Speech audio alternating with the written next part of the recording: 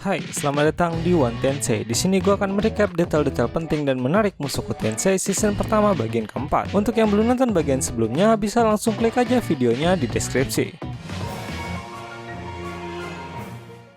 1. Lilia mengandung anak Paul yang dilakukan secara tidak sengaja. Seperti yang kita ketahui bahwa hal itu membuat Zenith murka mengetahui hal tersebut. Tetapi Rudeus memberi solusi win-to-win untuk menyelesaikan masalah itu dengan menyebutkan bahwa kedua anak itu merupakan adik dari Rudeus yang akan dia jaga. Meskipun itu semua dia lakukan untuk balas budi kepada Lilia karena dia sudah menjaga rahasia pusaka milik Rudeus aka Sempak Roxy. 2. Rudeus mendapat surat dari Roxy yang berisi bahwa Roxy sudah menjadi penyihir tingkat raja dan dia juga menyarankan Rudeus untuk melanjutkan ke sekolah sihir di Akademi Ranoa, di mana di sana adalah salah satu akademi sihir terbaik. 3. Sylvie tidak ingin berpisah dari Rudeus meskipun Rudeus harus pergi sekolah ke kota. Tetapi karena hal itu dan tidak mau mengecewakan Roxy, dia meminta kepada Paul NTR untuk membiayainya bersekolah bareng Sylvie di akademi sihir tersebut. Namun karena tidak memiliki cukup uang, Paul menolak membiayai Sylvie. 4. Karena Rudeus masih ngebet bisa bersekolah bareng Sylvie, akhirnya dia meminta pekerjaan kepada Paul untuk menabung agar dia bisa membiayai sekolah Sylvie. 5. Paul memberi pekerjaan pada Rudeus untuk menjadi pengajar sihir di salah satu keluarga utama Greyrat, namun tanpa sepengetahuan Rudeus.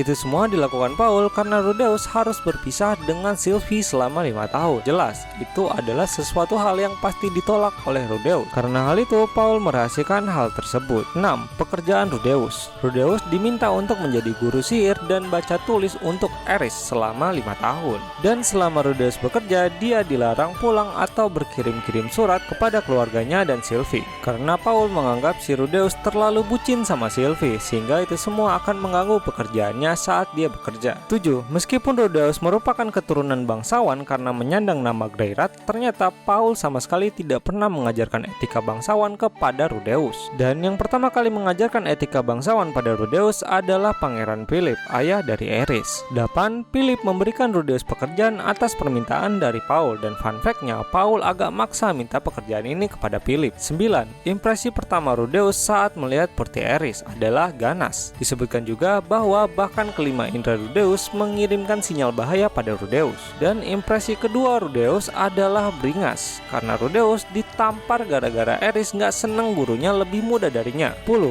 Diculik beneran.